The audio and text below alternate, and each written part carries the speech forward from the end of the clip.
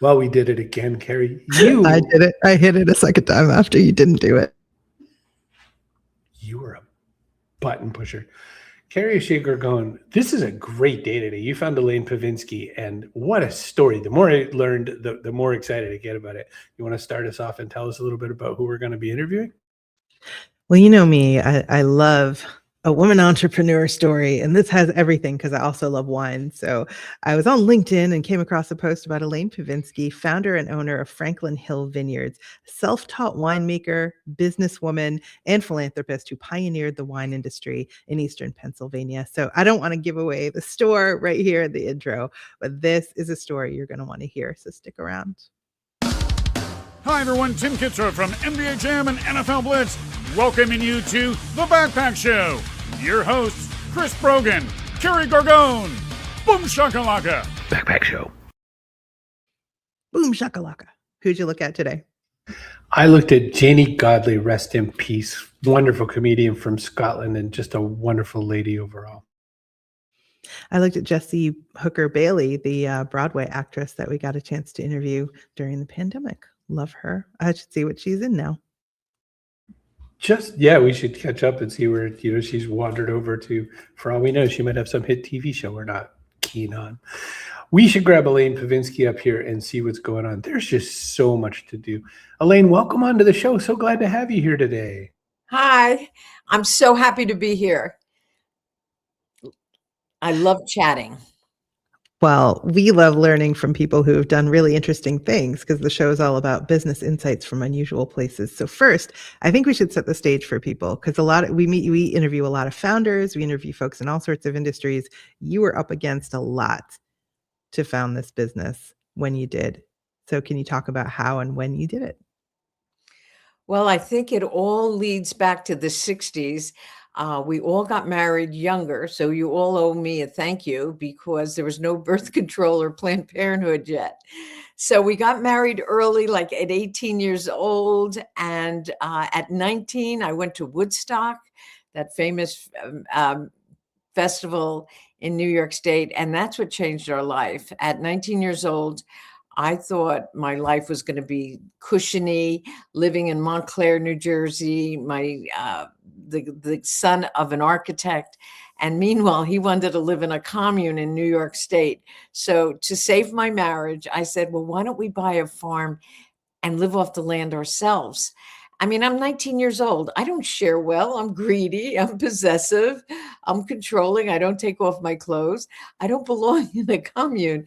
So we bought a beautiful farm in Lower Mount Bethel Township in Pennsylvania, and it was $50,000, but we're 19 years old. We didn't have a dollar to our name. So our parents gave us the down payment, I guess, to save us from going into a commune. And we had all this land. We had 35 acres. What do you do with it? So we wrote to Cornell University. We're city kids.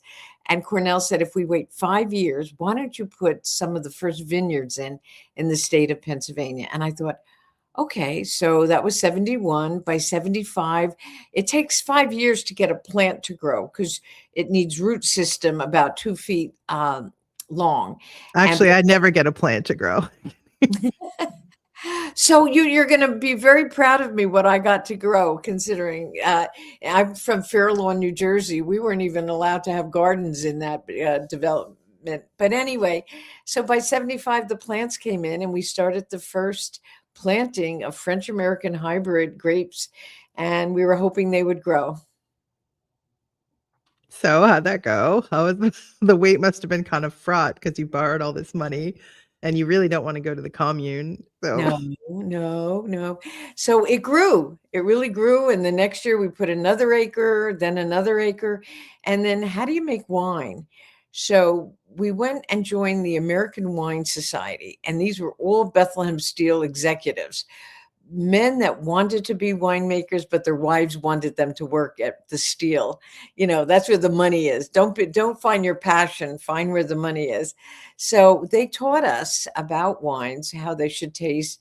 And then we hired one of the young amateur winemakers that was getting gold medals all over the country.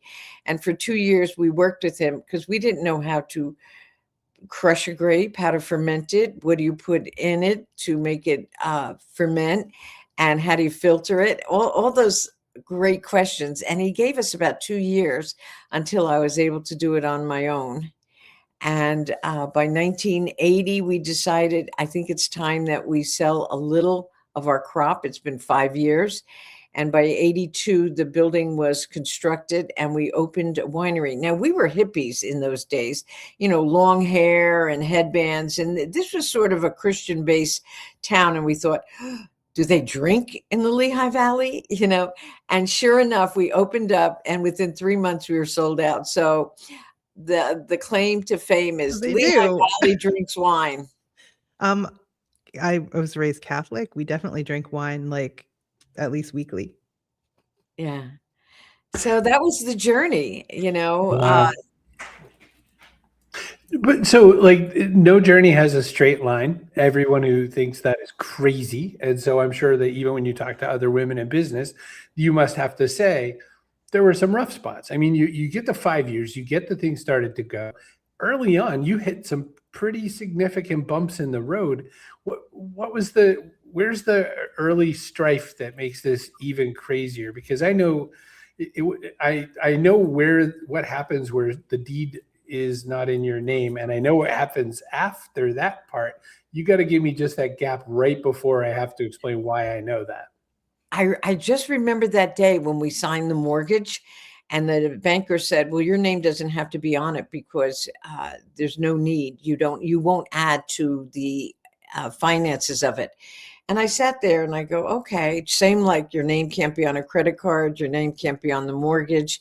And you just accepted that. And it was okay. That was those times. But then I saw in 1974, the first Women's March. And I said, you know what? I'm going to join that and see that we start getting recognized because we are just as good as men. And there's no reason that law has to still exist. So it was that way. However, as time went on, the marriage started to fall apart. And this is where that came into, obstacles. In those days, and I try to teach my women, there was no computers or cell phones. You had to go to the bank and pay your water bill, your phone bill, whatever it was. And I would pay the mortgage with his name on it. And I would show the banker, and I never went to the teller. Always go to the man who can put his name on your loan.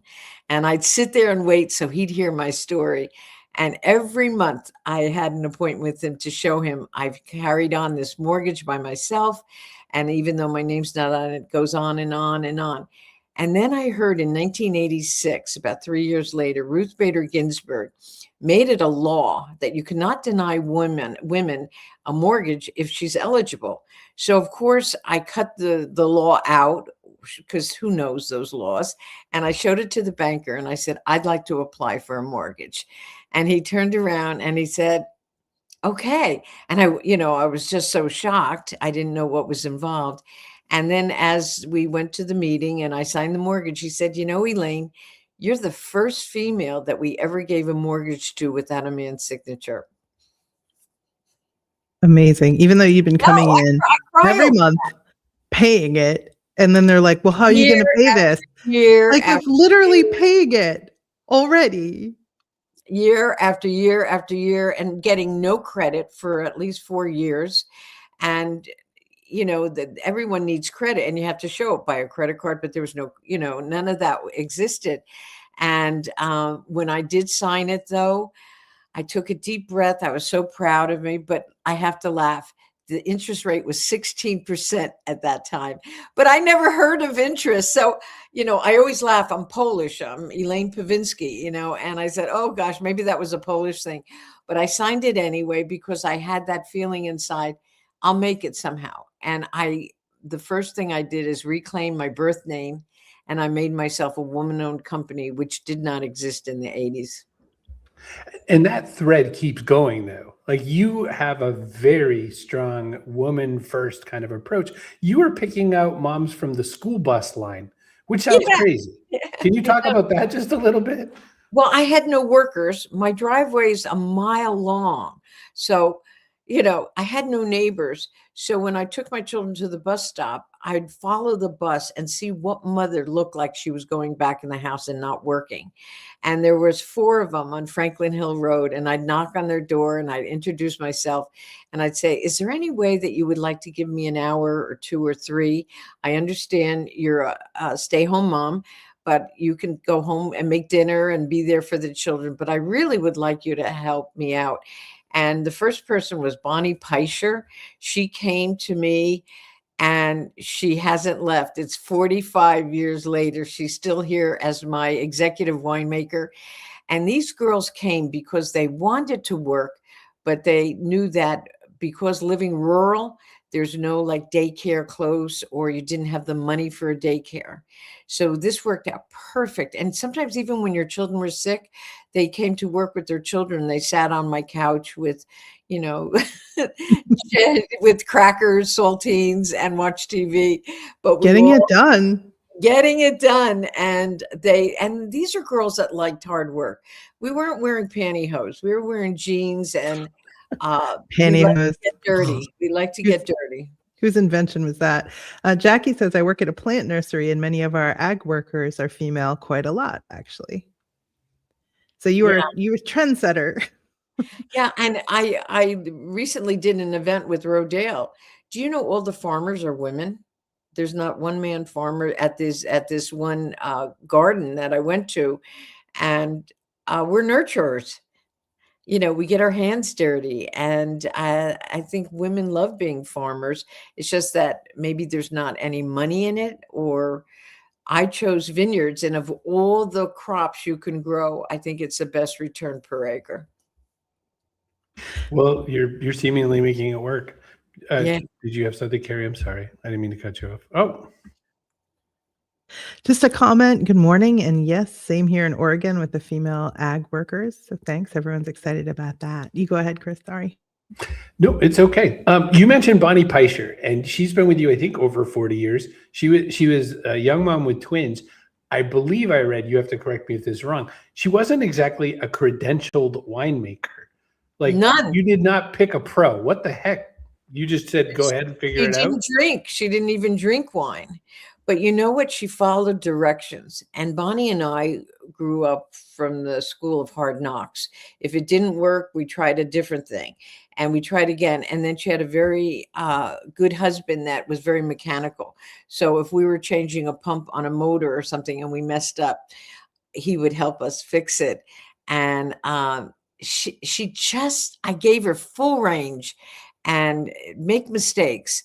Try something else. And in these days, I remember one of the tractors were broken and we needed to talk to a tractor company in Minnesota. And in those days, you know how your phone, if you have a cell phone, we put all those extension cords for about 30 feet so that we could be near our tractor and he could tell us how to change the diaphragm on a motor pump. So the stories are so hysterical, but leave it up to some women to be kind of creative. Another funny story is we started oaking our wines and we didn't know we didn't have oak barrels after a while because they were just so heavy for us. So we would get extra large pantyhose and we would stuff all the oak chips in it, and we'd soak it. And so we'd hang it in these 500 gallons stainless steel fermenters, and we would circle the legs so that the oak could get through it. And it was so funny. And so then when we were done, Bonnie and I would both get on a tall ladder and wring out the pantyhose because that's where all the oak was. And then we throw it in the garbage, but we'd have her legs hanging out and my children would drive by because they were all left the home by now. And they said, Mom, you got to get a life because we were just doing something funny. Can you imagine driving by and seeing like a woman's leg hanging out of a garbage can? But anyway, we were just trying to be funny and make life, be inventive. And when we tell that story, everyone just laughs. I love it to death. Hey, speaking of women-run businesses, by the way, we are lucky to be sponsored by two different women-run businesses. First, our friend Chloe Forbes-Kinlan, who does Notion. She helps people with operational support. Basically, Notion just happens to be the tool to use. And you can go and get a free kit, right? By coming through the Backpack Show, businessops.co/backpack. It'll teach you sales pipeline. It has a contact CRM built in, has an offer pricing calculator. It really has everything on board that you could need to get going. businessops.co/backpack. Thank Chloe. And also Fausia Burke. Fausia has switched from being a book publisher, book publicist, she's broken, and has a new Substack that she wants us to come and check out on grounded in practical ways to use AI. Go to fausiaburke.substack.com, another woman-run business. Carrie. First of all, I love Fausia. She was literally the coolest book publicist I ever met, and I interviewed her for a different show all about her book on how to help busy authors publicize their own stuff. So she is a wealth of knowledge. AI is like, for her, the very tip of the iceberg in terms of what she brings for value. So I have a few thoughts. One of them is this is like what your story boils down to for me. No experience farming of any kind.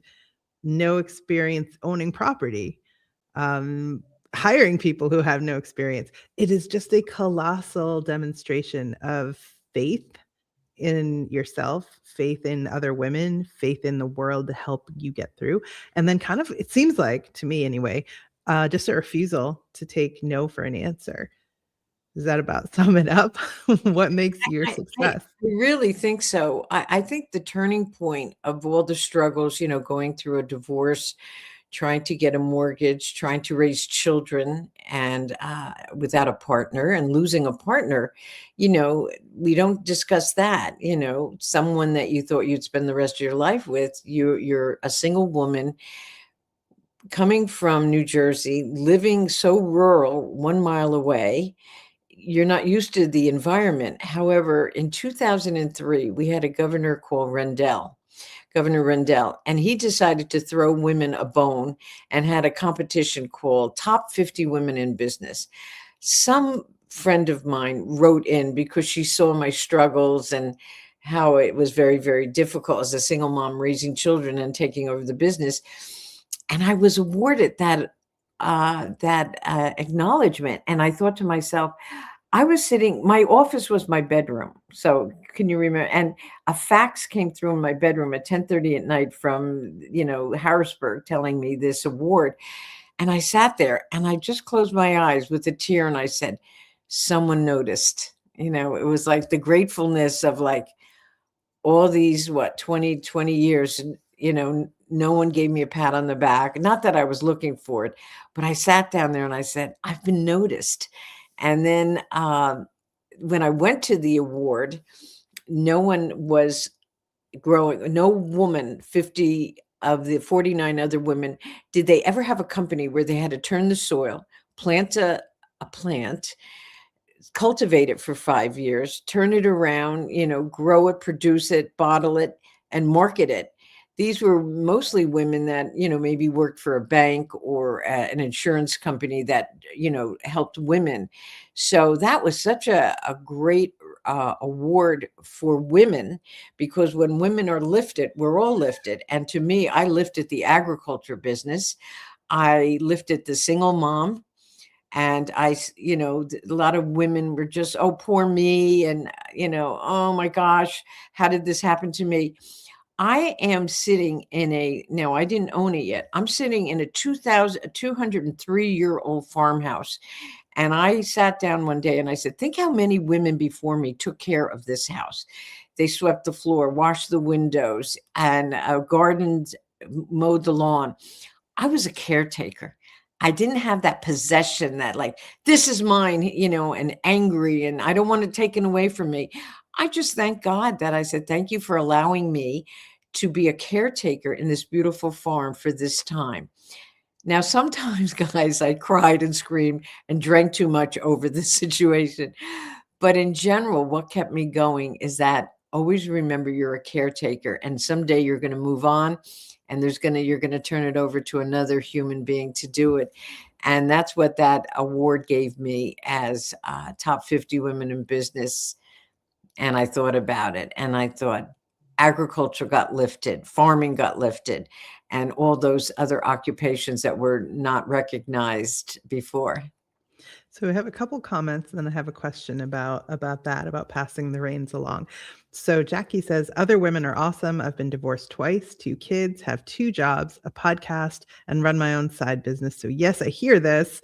I guess I can do what I do because of women like you. And that rings true. Uh-huh. Trailblazer. So are you stepping back at this point? Are you passing the reins? And if so, to whom? Absolutely. And you know what? It's not easy. The changing a guard, because you've been so in control for 50 years. Think about that. I did everything. I paid the bills, I got the loans, and my son, Adam, I'm so lucky. He chose to stay on after college and help me. And now it's time to pass it on to the new generation. And that is the fault of so many matriarchs or patriarchs. It's my business. It's going to be my way. You're going to work as hard as I am. I feel so confident with my assistant and with my team. And we've been working on it. And Adam's style. Now, it's going to be different than mine. It'll be definitely different than mine. But so is the world right now. Years ago, drinking wine, and oh my gosh, every year my sales just went up. People were drinking wine, especially before COVID and all that. And definitely during COVID. Ooh, hey, thank you. Thank you. You made me a millionaire by drinking. Did you tell him? Did you tell Adam, listen, the pantyhose stay? A couple things I said to him. This says, so I'm ready, but it is a transition for me, and I love to give lectures to women that are in business, and it's time to move on and let your controlling reins go. The younger kids, they have a different style. They're going to have different, like you were talking about AI, add that into the company, which is something I didn't have for the last 50 years, how to have answers that quickly. Cell phones weren't around. And I even told those girls, there were no cell phones to pay your bills or do anything. And I look at their wallets, and they have credit cards, they own cars. That was not possible in the 80s and 90s for a lot of women. But yes, I'm ready to go on, but I'm searching every day. I'm meditating. I'm walking. I have to have a purpose. And everyone asks me, gosh, Elaine, you're so old. What keeps you going? And I go, because I have a purpose. Everybody needs to be needed. When you wake up in the morning and you have nothing on your schedule and no one needs you and you have nowhere to go, you become very lonely and you don't realize it. Like I have friends say, oh, I love retirement. Oh, I don't know how I ever worked. Well, so what do you do? Oh, I get my nails done, or I go, oh my gosh, how boring. So I said, you have to volunteer. There's so many things that I can volunteer as a woman. I'm very involved in my community. I'm on the board of the chamber. I'm on the board of Women's Business Council. I'm loving the junior league. And I'm starting to lean to different corporations or organizations of nonprofit that maybe I could lend a hand and give them advice. And don't you dare retire. No, here's the thing. I have too much empathy, right? But without you in the mix, Elaine, women will forget, because it's been a lot of women now that have had the experience of getting a credit card directly when they start college.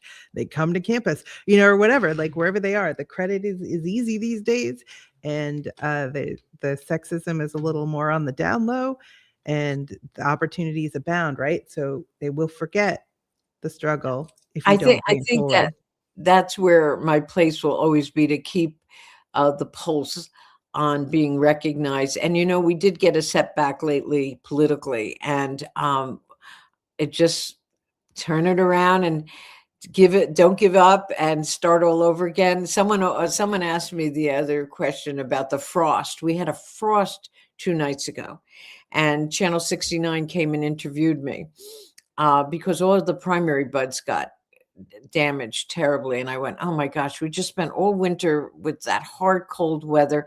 And now Mother Nature takes it. And I said, Mother Nature, you can't fool with her. She is in control.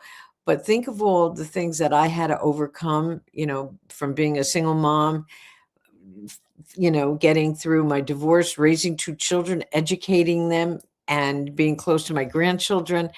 And I laugh. My one granddaughter is at Georgetown Law School. And I'm so proud of her because I think back in the 60s, I couldn't even get into Patterson State.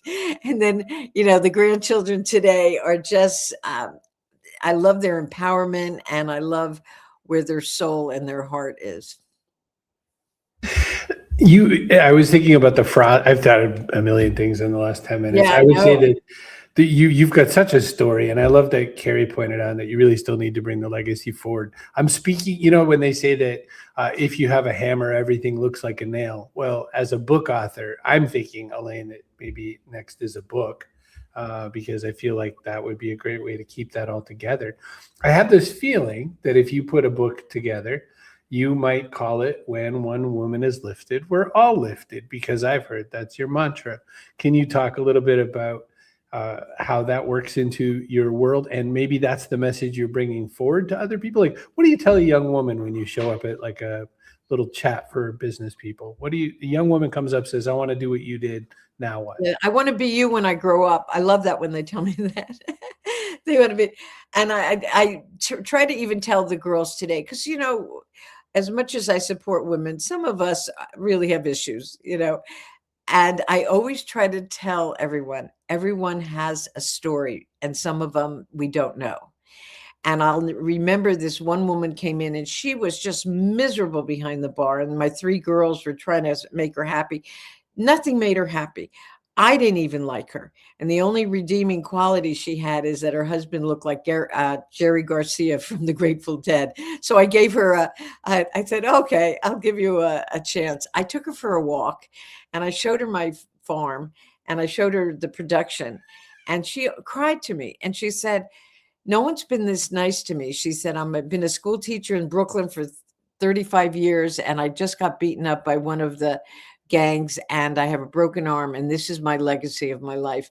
Everyone has a story. And that's what I try to tell the girls. You don't know what we're going through, and you are responsible for the energy you bring into the room. So it's a great way to just say it when someone comes in and they're annoying or they bring their home into it. And I'll let them air for a second. I go, you're responsible for this energy, and it's not really it's not really kind right now, and you're starting to be a little toxic with everyone. But I think that is what I want to teach women most of all, that we all have different paths and we don't know the struggles to get here. And I did an incredible, I'm very involved with this organization called Bloom. These are women of sex exploitation and men. And what a heavy topic. And when the people were talking, I saw so many women in the audience crying over this. And my thoughts were, they probably have been affected in their childhood, but we keep it in and we don't say it. And now it's, here we are to help people with these, with the horrible past and how we could get through it. So I'm so diverse with everything from farming to helping women grow. And as you said, when one woman is arisen, you learn from that, and you give them tools and you show them ways of how to get a mortgage or how to speak up at work. And I think that is a great quality that we could give other women and Beautiful. men. And men. Well, speaking of a man, my father stepped in with a comment, and he said, my mom, Diane, his wife, was the first woman at Holton, Maine High School to take the draftsman course. Not even draftsperson, but the draftsman course. And a male teacher asked her when she walked into that room, young lady, are you in the right room? And she said, yes, I am. And here she was. First female draftsperson in Maine. That was my mom. So she helped guide, and she had a lot of support along the way, which was nice. Chloe says, by the way, what an inspiring and empowering life. Thanks for lifting us along. By the way, it is now our time where we come to in the show, which is to ask a few things. One is to celebrate people who are pretty active in the comments. Oh, and here's our person of the day. Kaboom! Got to give it to Jackie today. She was all over that. And this is her story. I mean, she's working in a nursery with a lot of women right now, dealing with plants and flowers and stuff. Hers don't make wine, though. So I feel like you still win, Elaine. But Jackie, you are now entitled to a free apple. Just run into any store, steal it, and run out as fast as you can.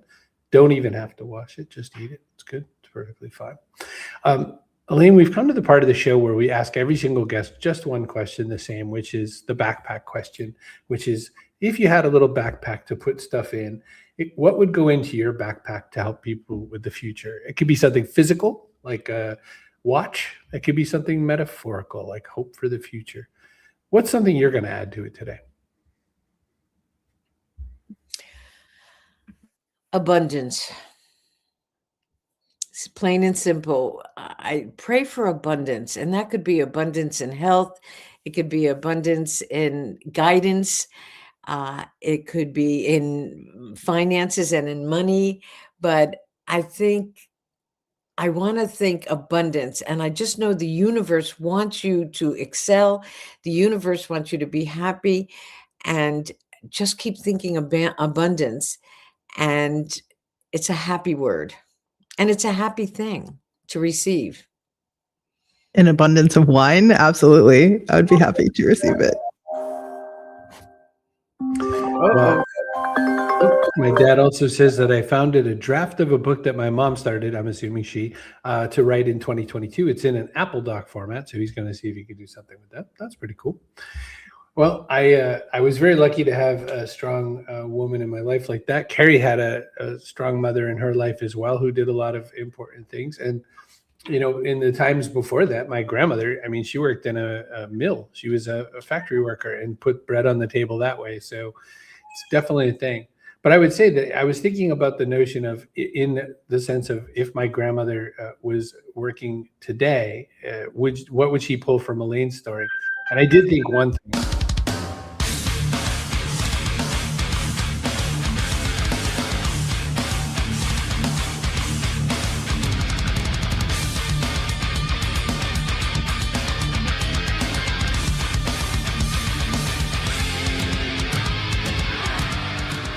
My mom started the union at Cambridge City Hospital.